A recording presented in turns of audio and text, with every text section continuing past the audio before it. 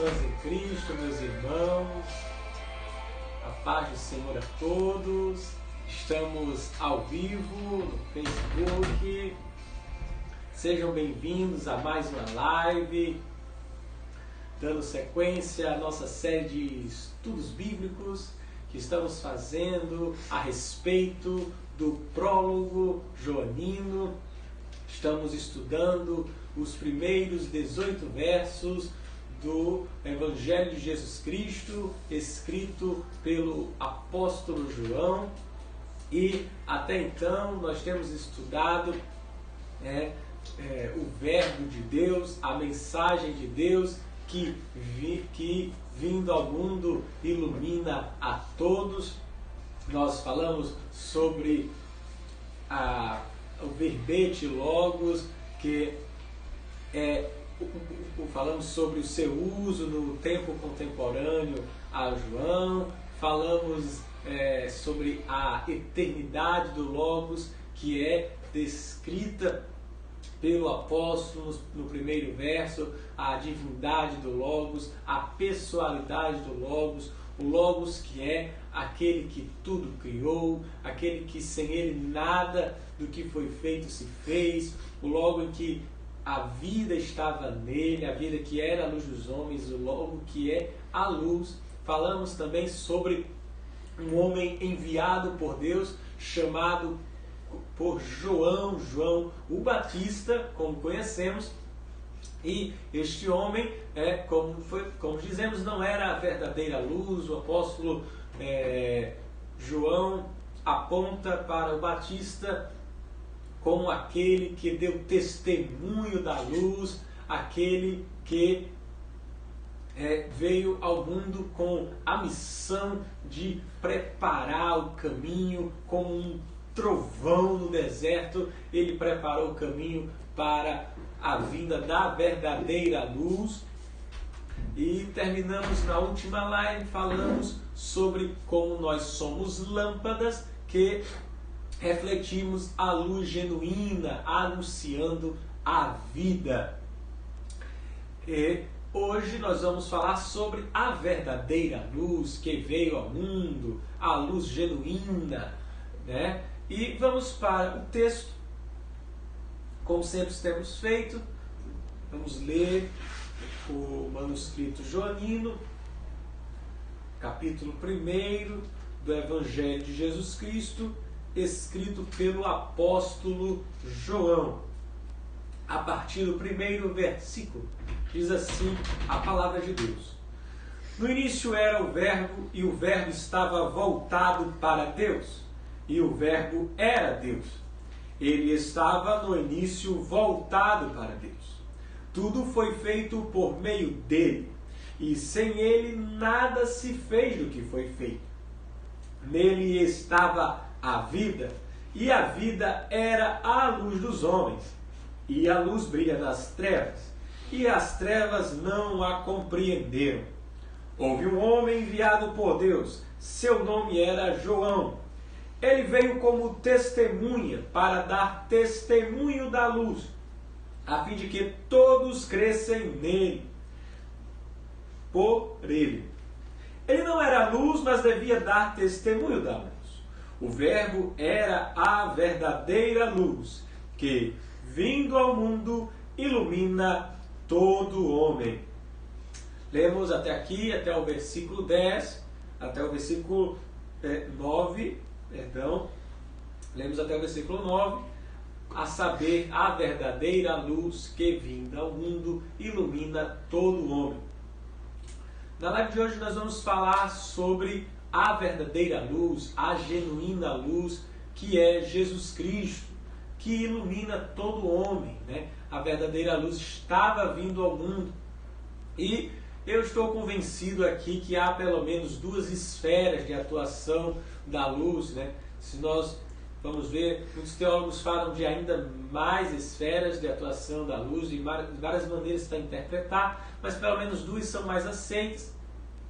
Muitos escolhem uma das duas para aceitar essa expressão aqui da verdadeira luz vindo ao mundo. Vai depender da maneira como é interpretado e traduzido, né? uma dúvida sobre como dar a sequência, se foi a luz que estava vindo ao mundo, mas não é exatamente o propósito dessa live falar sobre isso. Nós queremos falar sobre essas duas acepções que podemos fazer aqui. E a primeira, né, a atuação da luz antecede a encarnação. Jesus Cristo é a fonte de toda iluminação desde a eternidade. Ele está presente, o Verbo de Deus, a mensagem de Deus, a palavra de Deus, como a fonte de toda a iluminação humana. Adam Clarke vai dizer assim: da mesma maneira que Cristo é a fonte e a origem de toda sabedoria, assim também a sabedoria que há nos homens se deriva dele. O intelecto humano é apenas um raio do resplendor dele. A própria razão se origina no Logos, como que a mente, a racionalidade tivesse origem na pessoa de Jesus, né? Deus disse: haja luz, né? E houve luz. E temos aí talvez o princípio da razão, né? A razão humana, Deus colocando a inteligência no homem, Deus que criou o homem a partir da sua imagem, a partir da sua semelhança. Então toda a intelectualidade humana provém de Deus, provém da vontade de Deus em que isso se exerça. Portanto, do Verbo de Deus, que é a atuação da vontade de Deus, que é a revelação da vontade e comunicação divina. Eu estou convencido que a intelectualidade humana é sim fruto da iluminação eterna proveniente de Deus. O homem ele não é capaz de criar alguma coisa, somente Deus pode criar do nada. Então, tudo que o homem faz, ele não é criação própria, né? As criações humanas, podemos dizer assim, elas são na verdade transformações ou conformações daquilo que Deus criou. Hans Hoekmark, filósofo cristão holandês, ele vai dizer que é tarefa da humanidade dar forma e conformar-se à estrutura. Ele está falando de uma estrutura aqui que foram estruturas que foram criadas por Deus, que o homem, né, ele não cria, ele só o que realmente nós podemos dizer que ele produz, a produção humana, que não é propriamente uma criação, só existe porque Deus, na sua ordem do mundo, em princípio, concedeu a estrutura primordial. Se há algo que o homem produz, né, de alguma criação, existe uma estrutura primordial criada por Deus que possibilita isso. Esse é o pensamento de Hoekmark, né? E eu estou realmente convencido de que Jesus Cristo concede sim a cada ser humano, sem exceção, a luz da razão, da consciência, sem a qual nós não poderíamos nem pensar. É esta compreensão que podemos fazer desta acepção da atuação da luz desde a eternidade. Se nós formos para o livro de Provérbios, escrito pelo o sábio Salomão, o verso 6 do capítulo 2, que o rei Salomão escreveu, ele diz que o Senhor concede sabedoria e de sua boca vem conhecimento e entendimento. Da palavra de Deus, do Verbo de Deus, que nós temos o conhecimento e o entendimento. Tiago escreve, na sua carta, ele diz assim, que no capítulo 1, versículo 5, se alguma coisa de vocês falta sabedoria, peça a Deus, que dá a todos livremente, de boa vontade, e então lhe será concedido. Então, nós temos essa compreensão de que é da palavra, do verbo, do logos, que provém o entendimento e a sabedoria. Nós podemos nos admirar muito com as produções humanas, com aquilo que é produzido pelo homem, edifícios, tecnologia. O homem, ele realmente se impressiona com as suas próprias produções, mas tudo isso vem da iluminação divina. né? A gente se impressiona muito com a natureza dada por Deus e damos glória a Deus pela natureza que fez por Ele, e esquecemos que nós também fazemos parte dessa natureza, né? O intelecto humano, a capacidade do corpo humano é algo que foi o Deus que criou, foi algo que Deus fez, e Ele fez algo bom, Ele fez algo que é uma maravilha, algo que foi feito pelo maravilhoso, aquele que produz maravilhas, né? Agostinho de Hipona diz que os homens viajam pelo mundo para admirar a altura das montanhas, as gigantes ondas do mar, os longos rios, a amplitude do oceano, o movimento dos astros, mas eles passam despercebidos uns pelos outros sem se admirar. E meu querido, quando você estiver admirando um indivíduo, lembre-se que aquelas boas características foi o Senhor que tornou possível, foi o Senhor que fez, foi o Senhor que criou, e tudo aquilo que nós produzimos intelectualmente ou não é sim possível, porque de uma forma Deus criou esse intelecto, Deus colocou essa iluminação no ser humano. O rei Davi, né, o Salmo, ele escreve dizendo que tu criastes o íntimo do meu ser e me teceste no ventre da minha mãe. Eu te louvo porque me fizeste de modo especial e admirável. O próprio o rei Davi reconhece que foi o Senhor que nos fez isso. E é claro que João poderia estar dizendo isso aqui no texto que lemos, versículo 9 do capítulo 1, em que a luz que ilumina o homem, que produz o intelecto humano, que desde a eternidade estava vindo ao mundo. Que todo homem que produz algo, né, que é fruto da iluminação, foi iluminado por esta luz. E esta luz estava vindo ao mundo. João poderia estar dizendo isso, palavras belíssimas, porque é algo verdadeiro que nós vemos na palavra de Deus, o verbo que tudo criou. Sendo assim, foi a palavra que iluminou a mente humana, produzindo a nossa realidade através da nossa intelectualidade, como a conhecemos, como a realidade como a conhecemos, né? Mas há ainda outro aspecto da atuação da luz na humanidade, ou se poderíamos dizer de outra forma, outra área de atuação. Quando nós prestamos atenção nesse versículo 9, dando continuidade ao pensamento do verso 5, que foi interrompido pelo assunto João o Batista e seu testemunho, quando ele vinha em versos, ele vinha como em uma canção, e ele passa a escrever uma narrativa nos trazendo quem foi João, falando do seu testemunho, da sua autoridade divina.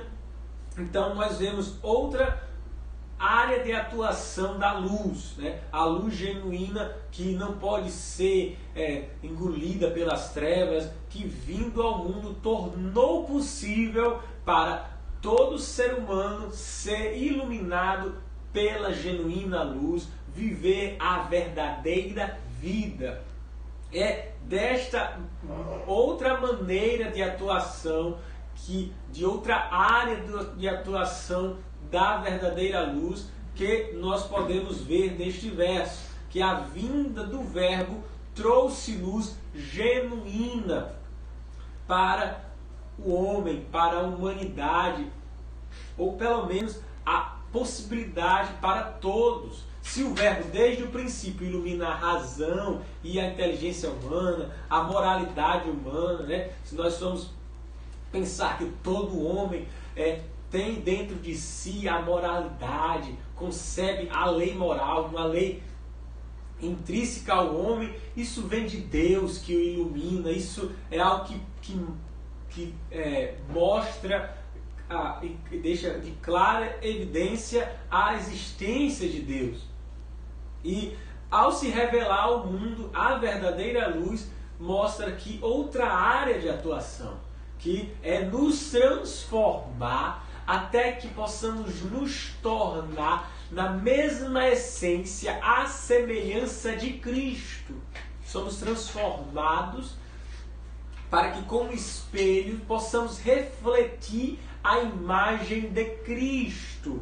Se nós falávamos aqui que nós somos verdadeiras luzes, isso é porque somos transformados e iluminados pela genuína luz, para que nós possamos ter o título de verdadeiros filhos da luz, verdadeiros filhos de Deus, como verdadeiras luzes. O apóstolo Paulo escreve aos Romanos, capítulo 8, versículo 29, vamos ler aqui: pois Deus conheceu de antemão os seus e os predestinou para se tornarem semelhantes à imagem de seu Filho, a fim de que ele fosse o primeiro entre muitos irmãos. Deus, na vinda de Jesus Cristo, já havia antecipado de antemão que nós seríamos feitos à imagem do seu Filho, e desta forma nós seríamos, Jesus Cristo seria o primeiro de muitos irmãos. Nós somos como que Cristo fosse um molde, digamos, uma forma. A palavra que eu queria achar era essa, uma forma para que nós fôssemos moldados por esta forma, como que a partir de Jesus fôssemos todos semelhantes a Cristo, em essência, em obras, em palavras, em que tudo sejamos semelhantes a Cristo. A propósito, a vinda de Cristo é que a genuína luz revelada aos homens, e assim nós pudéssemos ser participantes da natureza de Cristo, que nós pudéssemos ser corporalmente participantes de Cristo, da luz que é Cristo Jesus, a verdadeira luz. Nós vamos ver isso na carta do apóstolo Paulo aos Efésios, capítulo 1, versículo 23, ele diz assim: e a igreja é seu corpo. Nós somos a igreja, que somos o seu corpo, e ela é preenchida e completada por Cristo, que enche consigo mesmo todas as coisas em toda parte. Nós somos participantes da luz corporalmente, como igreja. E nós não somos apenas iluminados, então, como no passado, pela razão, pela moralidade, pela intelectualidade, mas agora somos luzes, como filhos da luz. Não somos mais apenas na área corporal, na mente, mas agora nós somos participantes da luz, nos tornando luzes, como lâmpadas, que fazemos a verdadeira luz aparecer. Vamos abrir mais um texto para que nós possamos entender um pouco sobre isso. Carta aos Efésios, carta do apóstolo Paulo aos Efésios, diz assim, no capítulo 5, versículo a partir do 8, vamos ler, diz assim a palavra de Deus: pois antigamente vocês estavam mergulhados na escuridão, mas agora têm a luz no Senhor. Vivam, portanto, como filhos da luz, pois o fruto da luz produz apenas o que é bom, justo e verdadeiro. Procurem descobrir o que agrada ao Senhor. Não participem dos feitos inúteis do mal e da escuridão. Antes mostrem sua reprovação expondo-os à luz. É vergonhoso até mesmo falar daquilo que os maus fazem em segredo. Suas más intenções, porém, ficarão evidentes quando a luz brilhar sobre elas, pois a luz torna visíveis todas as coisas. A verdade é que o apóstolo Paulo estava falando aqui como acontece naqueles que se tornam filhos da luz. A sua vida é completamente transformada. É por isso que nós somos chamados de uma criatura nova. É uma criatura totalmente diferente de tudo aquilo que já foi criado previamente.